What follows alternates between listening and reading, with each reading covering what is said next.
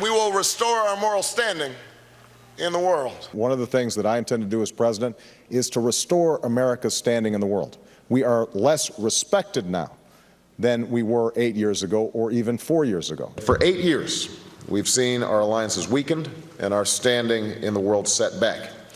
All right, as a candidate, he promised to restore America's standing in the world, but as president, he's being embarrassed, he's being laughed at and ignored by some of our biggest rivals, and it's all thanks to the actions of a 30-year-old high school dropout turned NSA whistleblower. At this very hour, Edward Snowden remains on the run, and according to the Obama administration, he is believed to be in Russia. Now, yesterday, he abruptly fled Hong Kong on a jet bound for Moscow. Now, this after the U.S. failed to convince the Chinese government to arrest and extradite Snowden. Instead, the communist regime reportedly persuaded him to leave Hong Kong. But after nearly 5 years of, quote, leading from behind diplomatic defeats, shouldn't exactly come as a surprise to the Obama White House. Here with reaction, Fox News contributor Leslie Marshall, the author of Still the Best Hope, Why the World Needs American Values to Triumph, available now in paperback. Dennis Prager's back with us. Good to see you both. Hi, Sean. Good to see you, Sean. Leslie, you know, a lot of people trying to determine here, is he a traitor or is he a hero? Personally, I'm glad that we know how much our government's spying on us. That question's irrelevant to me. How did a 29-year-old kid who was working for defense contractors without the highest security clearance, how did he have access to this? Isn't that the real question here?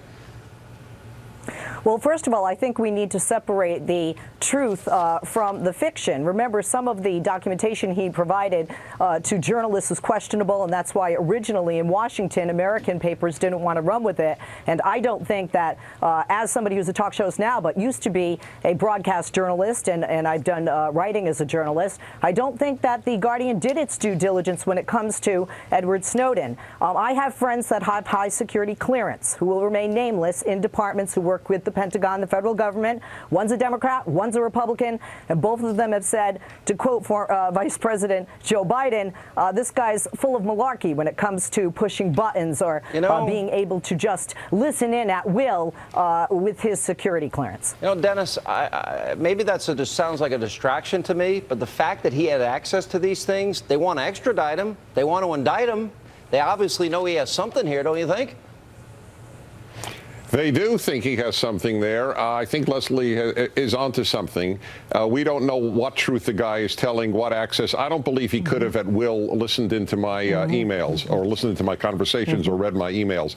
I think he's exaggerating his importance. On the other hand, we don't know what's on his hard drives. I do worry about the question that you just posed about how he would have access to whatever he did.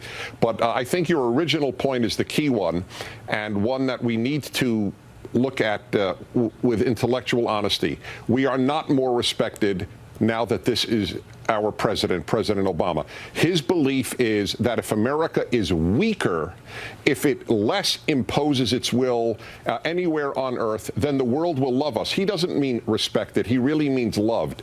The liberal wants to be loved. He is the quintessential man of the left. He wants America to be loved. We now don't have love and we don't have respect. In the past, we had respect. Now we have neither. Yeah, doesn't that go to the heart of it, though, Leslie, that Putin has no trouble just sticking just sticking his finger in America's face?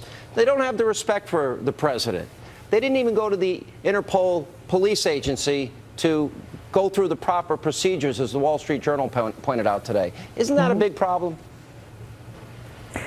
Honestly, Sean, I do believe it's a problem, but I think it would be, if Bush were president, anybody, Democrat or Republican, when you look at the ego of Putin and when you look at how he views the United States of America and how he views himself, this is a man who really gets off on and loves to be loved too, Dennis, in terms of power and politics. I don't think people get into politics to be loved. I think, quite frankly, politics and love are oxymoronic words being put together. But when we look at China, I think it's payback. I think it's payback for cyber hacking. I think, quite frankly, it was a middle finger to the United States, and I don't think it's because of the politics of Barack Obama. I think it's because they got caught. I thought they hacked us, Dennis.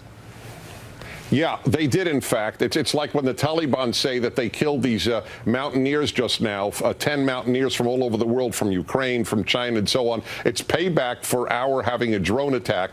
But we had a drone attack because of all the people that they have slaughtered. So you know, who did it first? Of course, they're the aggressors. They're a totalitarian state.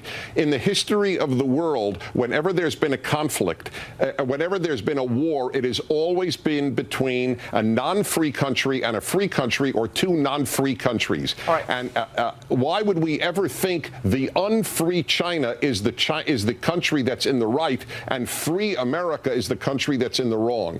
But again, critical that those who say it would have happened under Bush as well, that may very well be true, but at least under Bush we were feared. Isn't it? That's a the good point I want to make. It doesn't matter who leads America. Last we question. need to do what is right for the world and what is right for America, and a strong America is good for the world. Post-America, as just written up by a British member of Parliament, you want to see post-world America? Look at Syria. Isn't it the world better with the world fearing America, as Dennis says, Leslie?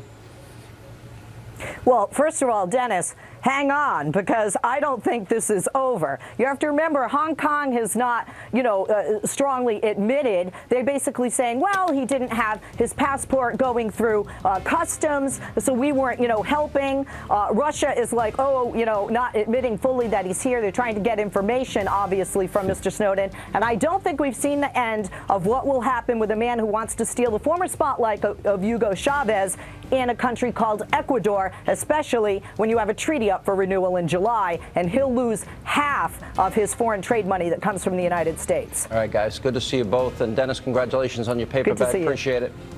Thank you. Thank you. And